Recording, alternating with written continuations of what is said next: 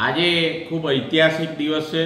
ખેડા જિલ્લા મધ્ય સહકારી બેંકની સ્થાપના 1949ની અંદર કરવામાં આવી અને ત્યારથી આજ દિન સુધી એટલે કે બૃહદ ખેડા જિલ્લાની અંદર સરદાર વલ્લભભાઈ પટેલ સાહેબને પણ આપણે યાદ કરવા જોઈએ. આ ઐતિહાસિક ખેડા જિલ્લાની સ્વતંત્રતાના દિવસોની યાદગીરીમાં જે તે સમયે જ્યારે આ બેંકની સ્થાપના થઈ ત્યારે અંગ્રેજોનું પણ અંદર નામ હતું, કારણ કે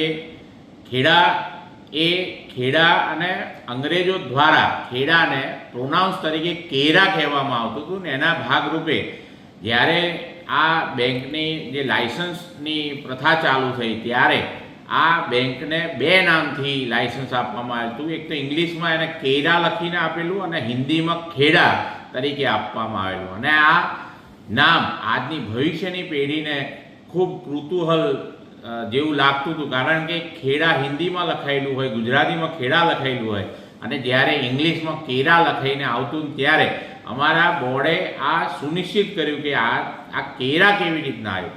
ત્યારે તેનો 2024ની અંદર બેંકના નિયામક મંડળે ઐતિહાસિક નિર્ણય લઈ અને તેનો નામની સુધારણા કરી અને જનરલ મિટિંગમાં પાસ કરી અને તેને રિઝર્વ બેંકની અંદર મંજૂરી માટે મોકલ્યું. અને ખૂબ આશ્વસ્ત ગર્વની લાગણી સાથે આપ સર્વને કહું છું કે હવે આ ખેડા જિલ્લા મધ્ય સહકારી બેંક જે જિલ્લા બેંક આપણી બેંક અને હવે આપણા આંગણે એ એકદમ સ્વતંત્રતાના દિવસોની યાદગીરી સાથે આજે કેરા જે અંગ્રેજોના પ્રોનાઉન્સથી બોલવામાં આવતું, કોઈ પણ જાતનું ગામ કે વસ્તુની જગ્યાએ કોઈ નામ નહોતું, તેને આજે દૂર કરવામાં આવ્યું.